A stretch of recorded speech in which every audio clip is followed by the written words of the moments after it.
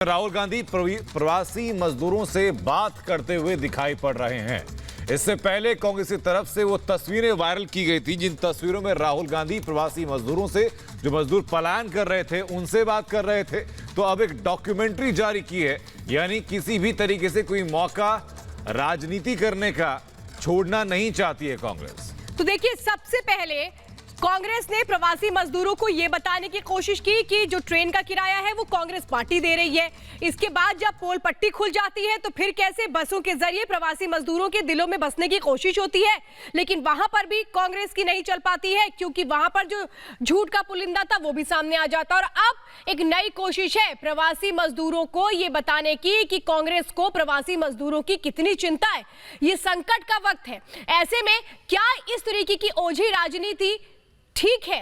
प्रवासी मजदूरों की लाचारी, बेबसी पर इस तरह का मजाक क्या ठीक है? मजदूरी करती थी, कंस्ट्रक्शन का काम था, ये चुनाई प्लस्तर वाला।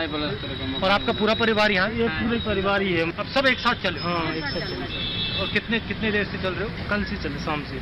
कितने किलोमीटर? वही 100 किलोमीटर के आसपास। ये जब लॉकडाउन हुआ, कैसे पता लगा आपको?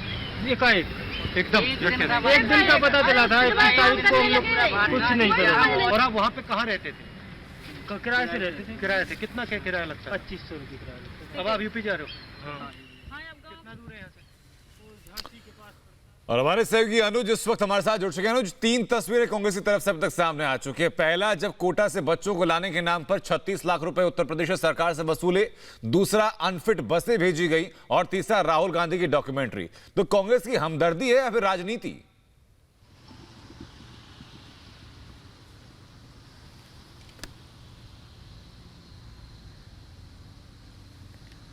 आनंद, देखिए जिस तरीके से ये तस्वीरें हम दिखा रहे हैं और तस्वीरें सामने आ रही हैं, उससे साफ पता लग रहा है कि किस तरीके की राजनीति करी जा रही है। देखिए, लगातार माइग्रेंट लेबरर्स को लेके कहीं ना कहीं कुछ ना कुछ सवाल खड़े करना, उनके लिए बसें मुहैया कराने की बात करना, लेकिन बसें नहीं भिजवाना। जिस पॉइंट पर उत्तर प्रदेश सरकार कह रही है, जब आपको परमिशन दी, मुहैया कराने के लिए कहा गया डिटेल, 500 बसें कौशाम्बी बस रिपोर्ट पे, 500 बसें ग्रेटर नोएडा एक्सपो सेंटर पे लगाने को कहा गया, तब डिटेल नहीं दे पाई कांग्रेस पार्टी। वहीं कांग्रेस पार्टी के एमएलए अगर उस पर सवाल उठाते हैं तो उन्हीं को सस्पेंड कर दिया जाता है। अब राहुल गांधी इस डॉक्यूमेंट्री के साथ सामने आते हैं कि हमदर्दी माइग्रेंट लेबरर्स को लेके जो कांग्रेस पार्टी दिखाना चाह रही है, उससे जो राजनीति करना चाहती है कांग्रेस पार्टी, वो बिल्कुल साफ हो रही है।